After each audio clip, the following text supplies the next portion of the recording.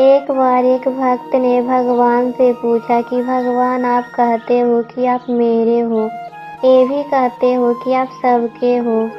अगर आप सबके हो तो फिर मेरे कैसे हुए या कितने हुए? आप तो बोलते हो आप पूरे ब्रह्मांड के हुए, और अगर आप मेरे हो तो फिर सबके कैसे हुए? भगवान ने उसकी बात ध्यान से सुनी, मगर कोई उत्तर नहीं दिया। वो व्यक्ति बहुत हैरान परेशान हुआ था। सोचा कोई बात नहीं, कुल गुरु आएंगे 1-2 दिन में तो उनसे पूछ लेंगे। उधर उस आदमी के 4 बच्चे थे। सब बच्चे कहते थे मेरे पापा, मेरे पापा, मेरे पापा। उधर ये आदमी कहता, हाँ मेरे बच्चों, तुम सब मेरे हो, मुझे तुम सब प्राणों से प्रिय हो। उन सब बच्चों में से सबसे छोटे वाले बच्चे ने अपने पापा से पूछा कि पापा, आप कहते हो कि आप सबके हो तो फिर मेरे कैसे और कितने हुए? और यदि आप यह कहते हो कि आप सबके हो तो फिर मेरे कैसे और कितने हुए? ये आदमी बहुत हैरान हो गया। यही बात उसे याद आई कि यही सवाल मैंने अपने भगवान से पूछा था।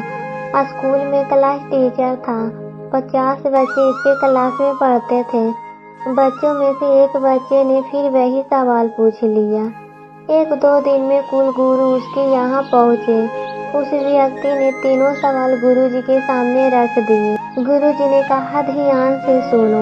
एक नदी बह रही है, उसमें से चींटी भी पानी पी रही है और हाथी भी पानी पी रही है, बकरी भी पानी पी रही है, गाय भी पानी पी रही है, आदमी भी अपनी अपनी सामर्थ्य के अनुसार उस नदी में से पानी पी रही है।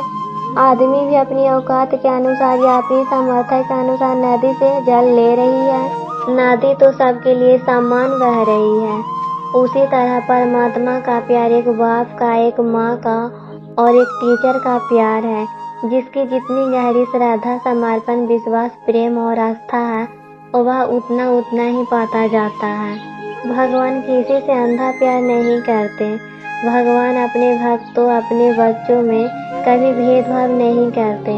तो हमें भगवान से सवाल पूछने का कोई हक नहीं कि वो अपने बच्चों से कितना प्यार करते हैं।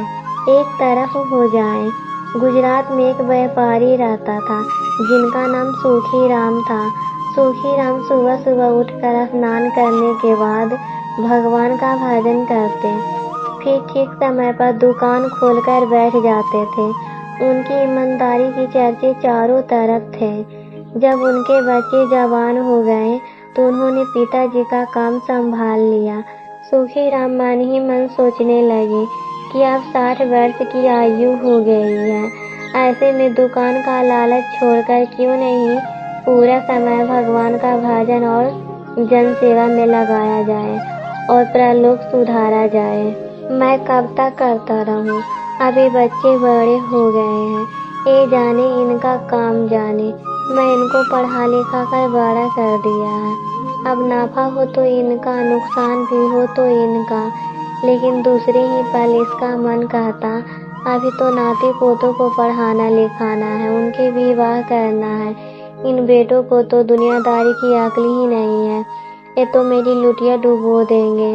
इन सब धंधों से निपट जाने के बाद ही छोड़ना ठीक रहेगा। एक दिन सुबह सुबह टहलने जा रहे थे तो सड़क पर एक सफाई करने वाली महिला ने कहा, सेठ जी आप एक तरफ हो जाइए, बीच में रहेंगे तो आपके ऊपर धूल पड़ेंगे। जय श्री कृष्ण। राधे राधे।